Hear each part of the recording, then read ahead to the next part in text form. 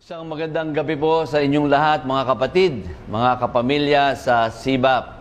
Tunay po tayo nagagalak na sa simula ng taong ito, 2023, ay ating masimulan ang sama-sama sa panalangin at pag-aayuno. Po yung ating prayer and fasting. We decided as the National Office together with our National Council to have this time of prayer and fasting. Hindi lamang ho sa ating mga liderato, kundi sa lahat ng ating iglesia. Kaya nagpapasalamat tayo po'y nasa ika-4 na araw na.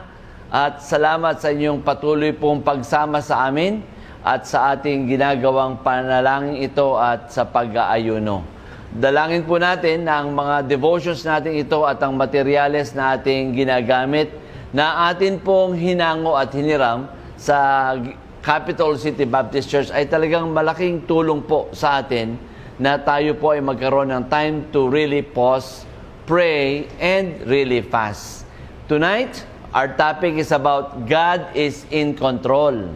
Pero bago po yan, pasalamatan natin yung unang 3 gabi, si Pastor Matt, Pastor Arnel, Pastor Joel. At napakaganda ng mga naibahagi nila.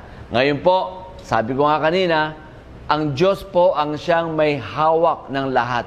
Ang Diyos ang siyang may tanga ng lahat ng nangyayari sa atin.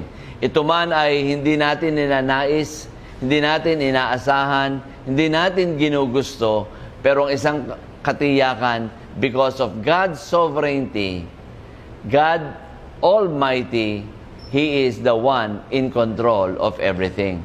Sabi pong ganyan sa Habakkuk chapter 2 verse 4 and also chapter 2 verse 20 sa wikang Tagalog, subalit ang buong mundo ay mapupuno ng mga taong kumikilala at dumadakila kay Yahweh. Kung paanong ang karagatan ay napupuno ng tubig. Yan po yung verse 14. And then sa verse 20 ng chapter 2, sinabi, si Yahweh ay nasa kanyang banal na templo. Tumahimik ang lahat sa harapan niya. Nananahimik ang buong sanlibutan sa kanyang presensya. Sa wikang English naman po sa New Standard Version ang sinabi, for the earth will be filled with the knowledge of the glory of the Lord as the waters covered the earth. And then in verse 20, but the Lord is in His holy temple, let all the earth keep silent before Him. Alam niyo, marami pong nangyayari sa mundong ito. Tayo po'y nasa pandemic pa rin. Hindi pa naman ho endemic. Na hindi natin malaman kung kailan po talaga magtatapos ito. Maraming mga bagay ang nagpapatuloy at meron pang ilang mga variants na sinasabing paparating na nagdudulot ng muli ng takot sa mga tao.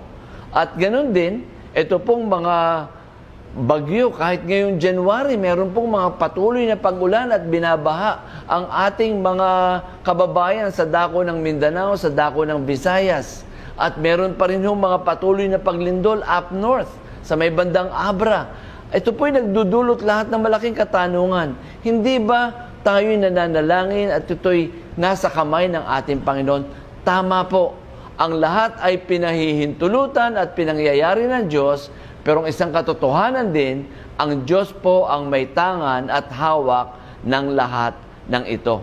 Nais kong tingnan muna saglit ang isang kwento na kung saan ating mapupulutan at makikitaan ng ilang katotohanan tungkol sa ang Diyos ang may control or sa ating buhay, ibinigay po natin o inagaw na natin ang control na ito sa ating Panginoong Diyos. Naalala niyo po yung kwento tungkol kay Abraham nung siya ay tinawag ng Diyos na will be the father of all nation.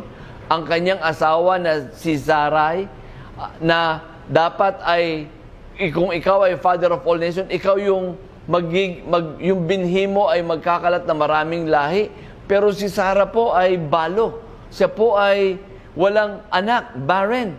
Pero dahil sa ganung kalagayan, ibinigay po dun sa Genesis chapter 16, ibinigay ni Sarah ang kanyang maidservant na si Hagar. At alam po natin ang kwento, at si Abraham at si Hagar ay nagkaroon ng pagtatalik at nanganak. Yun po'y nagpakita ng hindi pagbibigay ni Abraham at ni Sarai ng control ng Diyos sa kanilang mga buhay. Inagaw nila ang tinatawag po nating control sa buhay. Ganon din naman sa atin pong bilang mga mananampalataya ngayon, may mga pagkakataon na ang control ng buhay natin, imbis na ang Diyos nararapat na mag-control, tayo po ang nagko-control nito sa atin. God had control of the situation. But Sarah could not wait any longer and decided to take control from God's hands and put it in her own hands. Ano po ang lesson natin dito? Ang lesson dun sa kay Abram at kay Sarah is that when we take control out of God's hands, mga kapatid, listen, we can expect a mess. Pag nawala ho ang pagtanga ng Diyos, ang pangunguna ng Diyos sa ating mga buhay, at hinayaan natin na tayo ang siya mag-control, tiyak po, disaster ang maaaring mangyari. Kung kaya't sinasabi kanina doon sa mga talata na ating binasa mula sa Habakkuk chapter 2 verse 14 na sabing ganon, ang buong mundo'y mapupuno ng yung kadakilaan ni Yahweh. Dumadakila kay Yahweh, kikilala kay Yahweh. Yun po ang nagpapakita ng paghahari ng Diyos sa sangkatauhan. At sinabi niya rin na nasa kanyang banal na templo, tumahimik ang lahat. We need to really humble ourselves and we just need to submit ourselves before the Almighty God, who is all-powerful and the one who is in control of everything in our life. Kaya, tignan natin ang sinabi rin naman ni Santiago dun po sa James chapter 1 verse 2 and 2 to 4. Mga kapatid, magala kayo kapag kayo dumaranas ng iba't ibang uri ng pagsubok. Dapat ninyong malaman na magiging matatag ang inyong pananampalataya sa pamagitan ng mga pagsubok. At dapat kayong magpakatatag hanggang wakas upang kayo'y maging ganap at walang pagkukulang. Quite well-known passage, but we are all experiencing different trials, different temptations in life. But one thing for sure, these are all allowed by God for us to grow, to be built up, to trust in Him more and more, day after day. Makita natin ang kanyang mapagpalang kamay, ang kanyang kapangyarihan na humahawak sa atin. Marami pong nangyayari. Batid ng karamihan sa inyo that in 2020, nung dumating po yung Ulysses, we've been flooded up to second floor. Parang, Lord, why? But we just committed everything to the Lord. Nandun po yung kanyang sovereignty. We know that God is in control. Things will just pass away, but life is important. At salamat po, dahil kami ay naligtas doon at marami pang mga tao rin. Bagamat nakalulungkot, mayroong mga iba, because of this matter na nangyayari, mga flooding natin, mga earthquake, people died. But God is the one who is in control of everything. And with that, we can really thank God. And even po, mga kapatid, sa SIBAP, yung pong ating Vision 2025, as we move on with these 3 more years, yung ating full speed, we know that God is in control. Continue to do this